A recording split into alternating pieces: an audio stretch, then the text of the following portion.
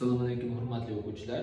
Bugun biz Mega kimyodan 7-mavzuga keldik. 7-mavzu sigma pi grafik formulalar. Biz ilgari sigma pi haqida tanishib chiqqanmiz. Endi shularni mustahkamlab masalalarni ishlab ko'ramiz.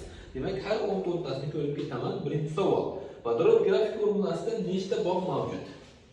Demak, birinchi savolimiz vodorod. Mana bular vodorodni yozamiz. Bundagi grafik formulani yozib chiqamiz mana. Hop, bu yerda faqat sigma bog'imiz bor, bitta sigma bog'ining o'zi mavjud. Pi bog'i yo'q. Faqat bitta qo'l bilan bog'langanligi uchun.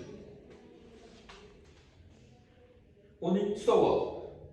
Azot grafik formulasida nechta pi bog' mavjud? Demak, 10-savolimiz. Azot molekulasida nechta pi bog' mavjud? Azot demak, bilasizki 3 ta bog' bilan bir-biri bilan bog'langan bo'ladi. Demak, nechta pi bog' mavjud? Sigma bog', birinchi bog' sigma bog' deb ataladi. Qolgan hammasi qo'shimcha bog' hisoblanadi. Ya'ni pi bog' hisoblanadi. Ikkita pi mavjud. 4 ta bilan 5 ta bilan qolgani hammasi qo'shimcha bog', ya'ni pi bog'. Sigma bog' bu asosiy bog'. Pi bog' bu qo'shimcha bog' hisoblanadi. Esingizdan chiqmasin. Azot molekulasida ikkita pi, bitta sigma mavjud. Demak, ikkita pi degan javobni olishimiz kerak bo'ladi. 20-savol. Oltin gugurt olti uchining grafik formulasida nechta sigma va pi bog'lar mavjud? Demak, 20-savol. Oltin gugurt olti oksidi. Oltin gugurt olti oksidini yozamiz. Uning grafik formulasini chizamiz. Demak, birinchi bog' sigma bog', bitta, ikkita, uchta sigma bog' mavjud. Sigma bog'lar soni 3 ta. Pi bog' qo'shimcha bog', ikkinchi bog' pi bog', 1, 2, 3, 3 ta pi bog' mavjud ekan. Demak, 3 ta sigma, 3 ta pi bog' mavjud bo'lar ekan bunda. 30-savol. Sulfit kislotaning grafik formulasida nechta sigma va pi bog'lar mavjud? Demak, sulfit kislotani yozamiz.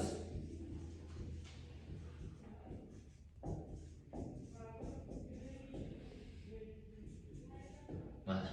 Demak, pi sigma bog'lar sonini sanaymiz. 1, 2, 3, 4, 5. 5 ta sigma. Pi bog'lar qo'shimcha bog' bitta pi bog'imiz mavjud ekan. Mana. Birinchi savol.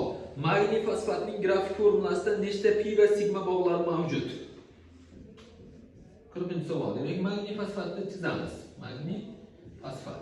Demak, fosforda vodorod 3 ta bo'lgani 3 qo'yyapman, magniy 2 valent bo'lgani uchun bunga 2 raqam qo'yyapman. Magniy fosfatimiz tayyor bo'ldi.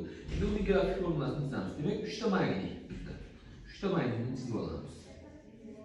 Har biridan ikkitadan qo'l chiqadi. Endi fosfor, ikkita fosfor.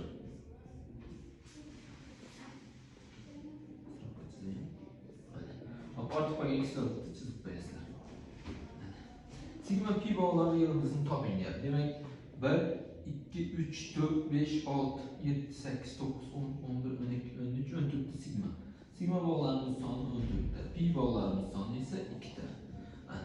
Demak, agar yig'indini so'rasa, bizdan o'tirga ikki jami yig'inda, ya'ni sigma pilar yig'indisini so'rasa, siz mana bunday usulda ishlasangiz ham bo'ladi. 4 2 ga, ya'ni kislorodlar sonini topib olishingiz kerak. 8 ta, 8 2 ga ko'paytirsangiz 16 ta. Jami pi va sigma yig'indisi 16 ta chiqadi. Yig'indini topish uchun kislorodlar sonini 2 ga ko'paytirsangiz chiqadi. 50-savol. Temir 3 gidroksofosfat molekulasidagi sigma va pi bog'lar sonini toping. Hop, demak, temir 3 gidroksofosfat. Hop. Demak, bekka 3 qo'yamiz, bunga 3 qo'yamiz, demak. Ana endi sigma pi bog'lar sonini topamiz. Demak, chizishimiz kerak. Temir. Bitta OH bor ekan, ikkita qo'li bo'sh. Bunga kislorod biriktirasiz. Bunaqadan 3 ta bor bizda.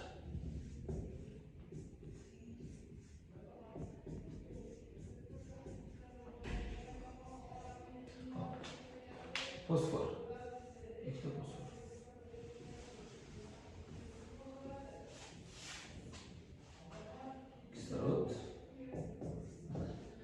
Sigma pilar sanaymiz. 1, 2, 3, 4, 5, 6, 7, 8, 9, 10, 11, 12, 13, 18 ta, 19 ta, 20 ta. Sigmalar soni 20 ta. Pilar soni esa 2 tani tashkil etar ekan. Jami 22 ta. Mana. 60-savol. Tarkibida uning bog'lar soni 20 ga teng bo'lgan birikmani aniqlang. Demak, bu yerda javoblarni qo'yib ko'ramiz. Javoblardan ketyapmiz mana. Endi uning bog'lar soni 20. Haligi usuldan foydalanadi. Ya'ni kislorodlar sonini topishimiz kerak bo'ladi. Hop. Bu yerda 3 ta, mana bitta 4 kerak 8. 8 ga 3 ni qo'shadigan bo'lsak, 3 plus 8 teng 11 ta. 11 da 2 ko'paytirsak 22 ta. 22 ta uning bog'imiz mavjud ekan. Hop, demak, bizga 20 taligi kerak uning bog'i. Keyingisi, bu yerda bitta, mana bitta 4 ta, jami 5 ta. 5 ko'paytiramiz 2 ga. Demak 10 ta ekan bitta ming bog'lar soni. Hop, bunisi endi. Demak, bu yerda 2 ta qovus tashqarisi ko'paytirsam 6 ta. 6 ga qo'shaman 4 ta. Demak 10 ta. 10 ni ko'paytiraman 2 ga. Demak bu 20 ta javob. S javob bo'ladi. Ya'ni alyuminiy gidroksofosfatda ming bog'lar soni 20 tani tashkil etar ekan. 70-savol. Ruf gidroksosulfat tarkibidagi sigma bog'larga sonini aniqlang. Demak, 70-savolimizda ruf gidroksosulfat. Mana yozdik. Demak,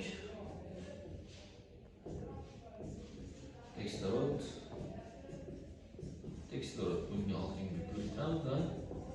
Demak, endi sigma bog'lar soni topamiz. 1 2 3 4 5 6 7 8 9 10 ta sigma bog'lar soni, 10 ta pi bog'lar soni esa bitta 2 ta pi bo'lar ekan. Jami sigma bog'lar soni 10 ta. 10 ni olishimiz kerak.